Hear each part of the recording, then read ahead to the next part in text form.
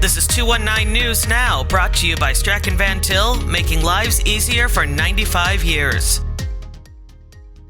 I'm Andrew Garcia, and this is your 219 News Now. 22-year-old Maurice Berry Jr. is on trial for a shooting incident at an East Chicago gas station that resulted in the death of an innocent bystander, Javier Olvera Aguilar, last year. Berry is facing charges of murder, attempted murder, and other offenses. The prosecution argues that Berry intentionally targeted his ex-girlfriend's new boyfriend, while the defense claims it was a reaction in self-defense during a dispute over a romantic rivalry.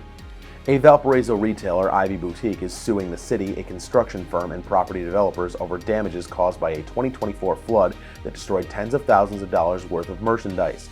The lawsuit alleges that the defendants failed to prevent stormwater and sewage from flooding nearby properties, impacting over a dozen locations, including Ivy Boutique. The city, construction firm, and developers have yet to formally respond in court, with ongoing discussions about determining the appropriate compensation for the damages by the affected businesses.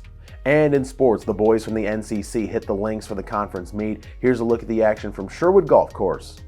The high school golf season is quickly reaching its conclusion. Before that happens, though, the boys from the NCC take their talents to Sherwood Golf Course for the conference meet. Let's step into the action. We begin on hole 15. That's where we find Chase Burks of Hobart. Burks taking his third shot, and the brickie gets a nice bounce onto the green and a long look for birdie, and moments later, he steps up and drills a long putt to finish the hole 1 under. In fact, make that 3 consecutive birds. Burks cards a 93. Moving back a hole to 14, that's where we meet up with Nate Zard of Highland, the Trojan chipping from the side of the green, and in fact, he hits the pin, but no matter. He can tap that in for par on his way to an 85 and a 6th place finish for Highland.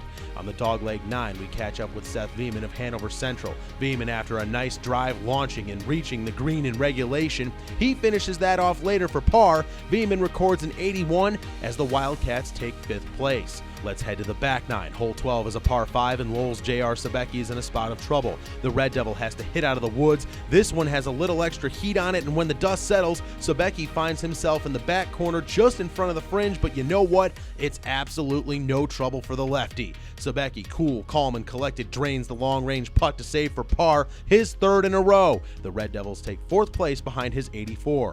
Staying on 12, we find Munster's Sam Landmesser. From the fairway, his shot settles nicely by the pin. Landmesser makes par and in fact finishes the back 9 1 under en route to a 75.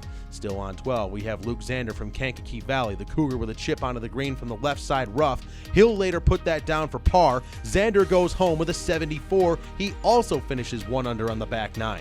Munster and KV tie for 2nd place. The day, though, belongs to the Andran 59ers, and everyone finds success on 12. Zach Turton is no different. The Niner bounces one up onto the green. He will also walk away with a 5 on this hole, and he finishes in 2nd place with a 74. Last but certainly not least, we have his teammate PJ Cusick on the par 3 at 14. Cusick drops one onto the green in the opposite corner of the pin, but no matter. Cusick is able to come away with a par. He is your 2025 individual champion with a 73, and the 59ers are the top team finisher as well. To read up on more local news and headlines, visit jed-tv.com and nwi-com. I'm Andrew Garcia, and this has been your 219 News Now.